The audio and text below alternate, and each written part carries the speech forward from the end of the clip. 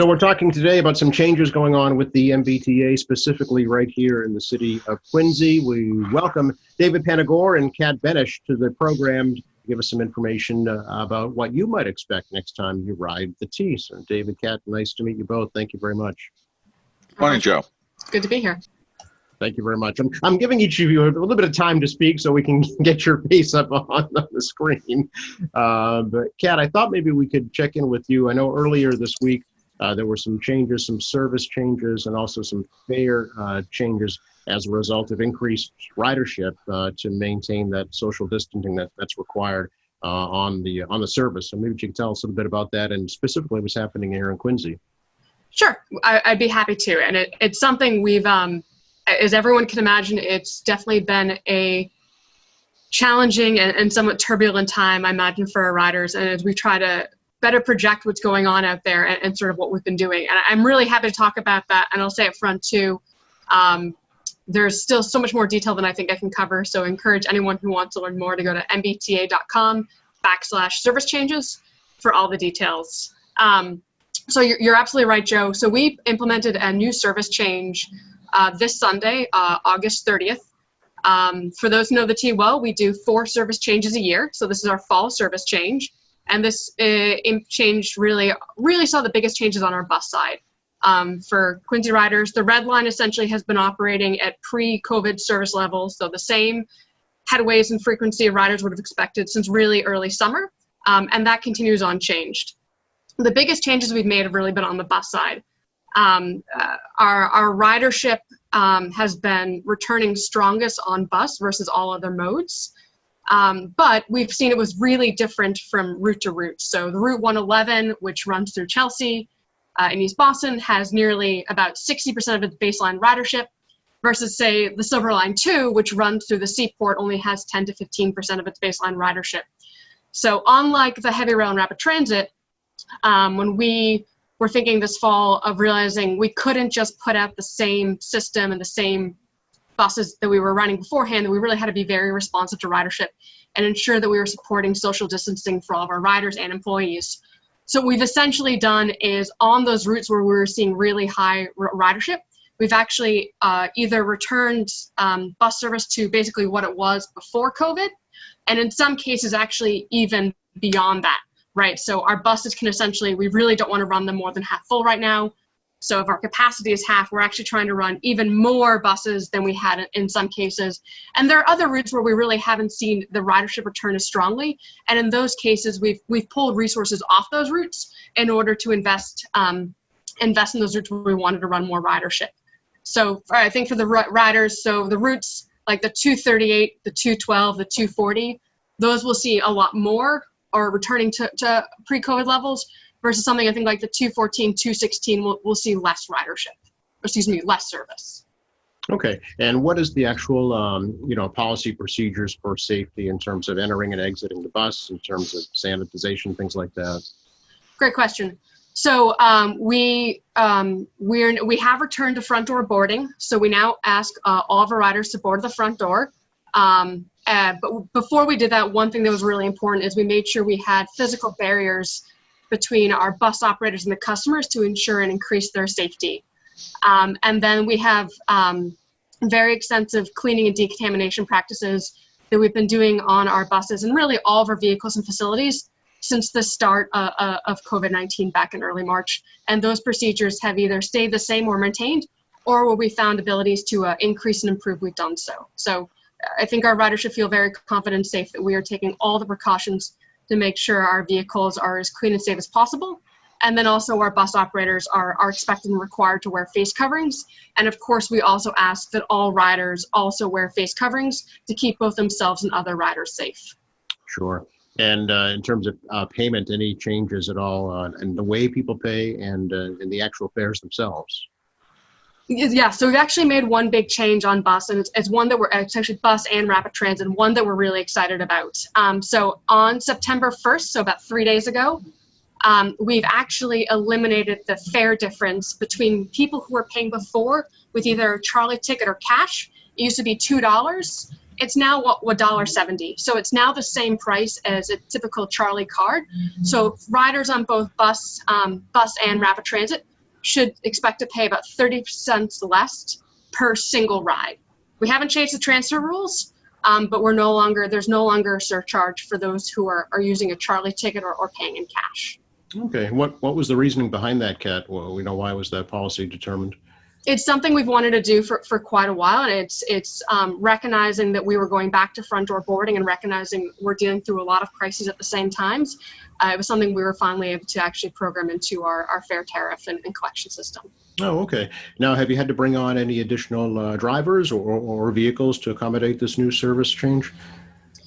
So our resources are fixed. I think long-time riders know it's an issue we've had for a long time is we are during peak service hours, we have a finite number of vehicles, and it's a pretty long lead time to get additional vehicles, as well as we don't have enough. We would need more facility space to, I think, rapidly expand our vehicle fleets, and we currently have not brought any bus operators either. We're still operating with the same number of buses and bus operators as pre-COVID. Okay.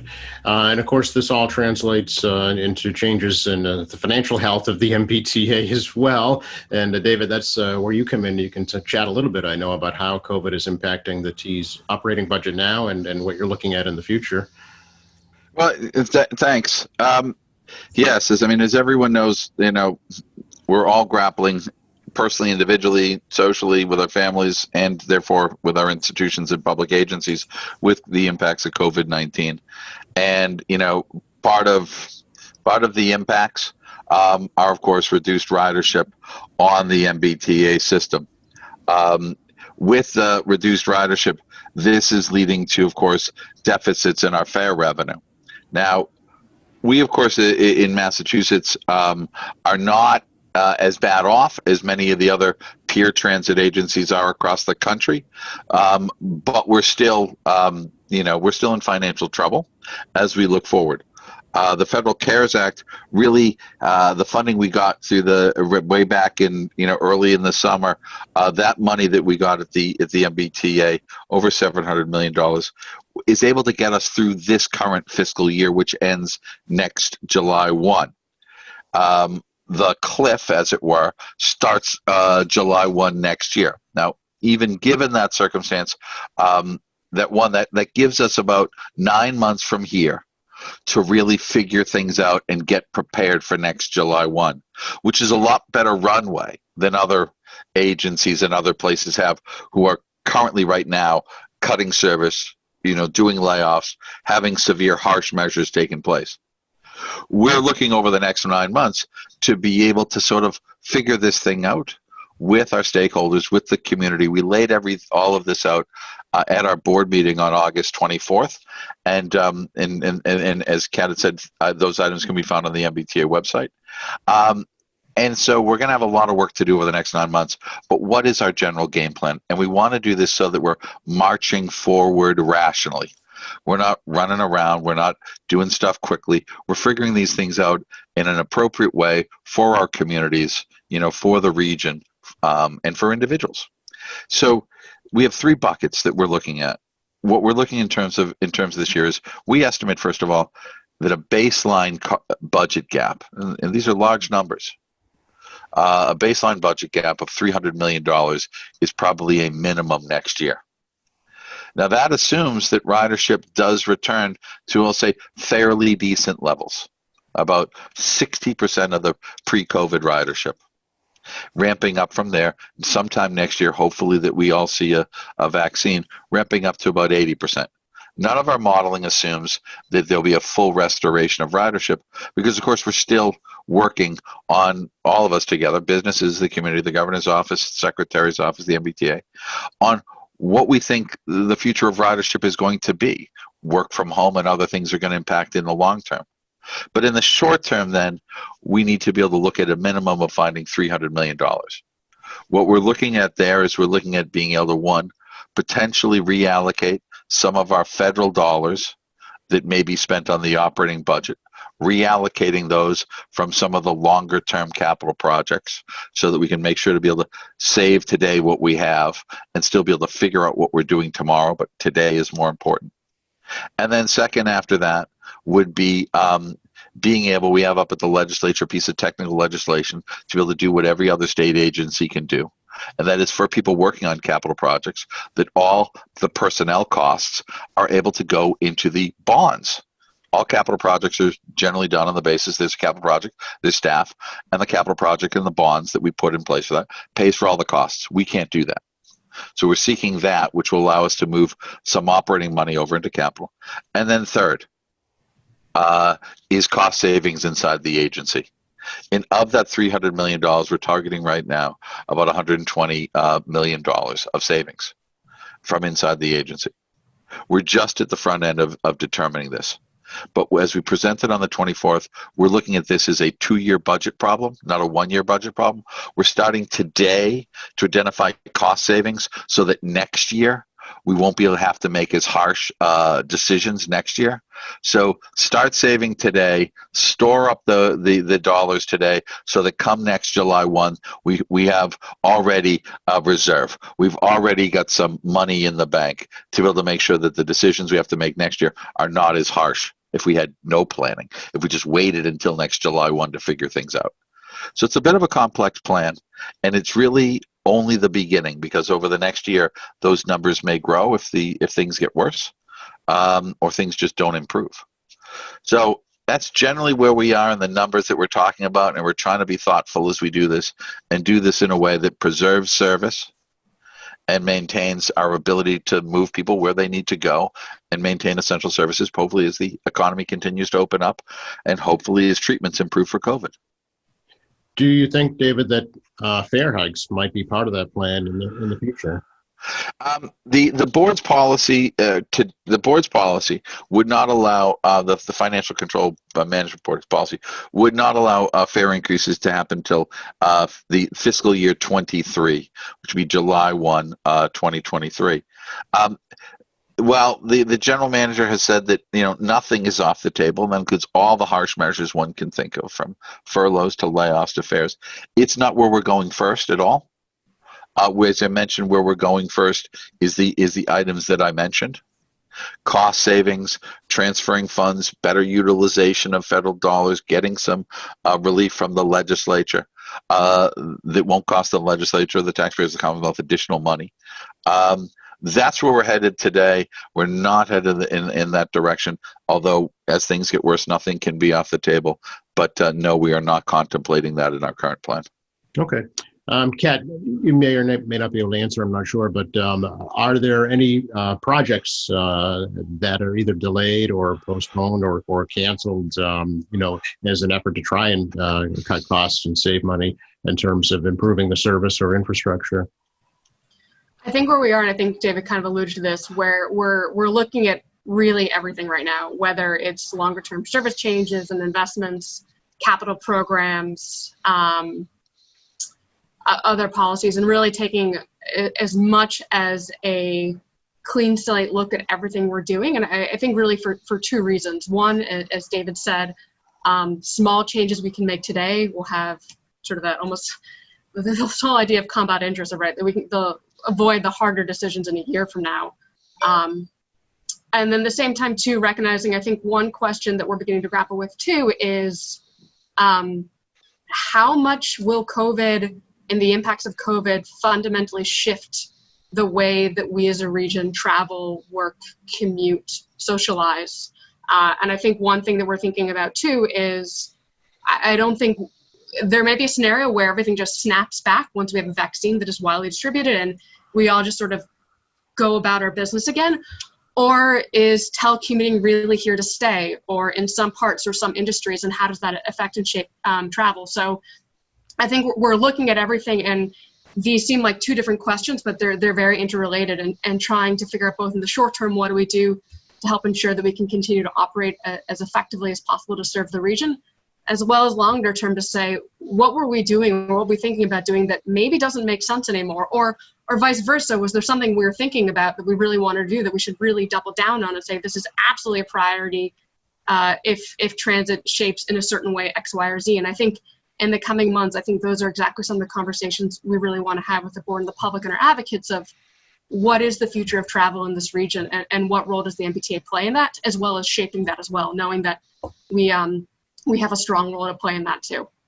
I know here in Quincy, there was discussion pre-COVID about a ferry service from Squantum, to Boston, and folks are very excited about that. Any idea if this will impact that one way or the other? I'm not sure. I would say I think we're looking at all modes, all routes, all travel to say what makes the most sense. Or really, and not even at that level first. I think more we're trying to start with what are the scenarios? What does the potential look like in a year, 2 years, 3 years, 4 years? And I think those aren't questions that I think we, the T, can answer alone either. And I think they're questions I think all of the U.S. and all of Massachusetts will be grappling with.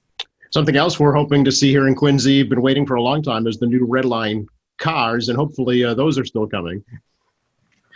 I know. Yes, I cannot speak to that to the detail, but I know our team is working hard on that. No, and they are. And I'd also mention that it's interesting during this time of COVID, we have not had significant delays on our capital projects. We've been able to accelerate some where there has been no ridership. But in terms of our work in the field, it's just an interesting aspect. Our capital program and capital efforts have continued apace. Yeah, I mean, I see it every day at the Quincy Adams station. It's going full steam ahead at the Braintree station as well. So at least at this end of the Red Line, we definitely see the work that's continuing. Anything else that's of note we think should let folks know about today? Well, only this, that as I mentioned, that through the board, through the governor's office, through the secretary and GM, we are trying to be as thoughtful as possible. Yeah. And to be able that we have this moment in time to be able to work together to determine what the right course of action is based on the way people are voting with their feet, right? The way people are actually deciding what modes are they going to do, how much are they going to work from home. All of this is a rapidly developing circumstance, but we're trying to take the next several months to figure that out. And I think that is a big plus for the region that other regions do not have the opportunity to do right now. And that we need to really be focused on that activity all together to figure out what the right answers are, working with the teams, working through the public engagement that's going to be happening. Okay. And Kat, again, if folks have questions or concerns or comments about the service changes, what's a good way for them to learn more or get in touch with you? Great question. I would encourage two forms. One, again, all the detail, mbta.com/service changes. And Joe, I can make sure to email that to you as well. Thank you. And then if anyone ever has any questions or concerns or complaints, we also have a customer hotline number that is 617-222-3200. And they can always leave questions and concerns there. And we have a team that will try to get back to them. Okay, great. Anything else you think we should touch on right now? No, I think David, covered it well and was a great sentiment to lead with. Just that the thoughtfulness and strategic efforts that I think we're all undergoing. Great. Really appreciate your time, both of you. And please reach out here at QATV if we can help get any information out to the public. We'd be happy to do it for you. Thank you, Joe. Pleasure to be on this morning. Absolutely. Likewise.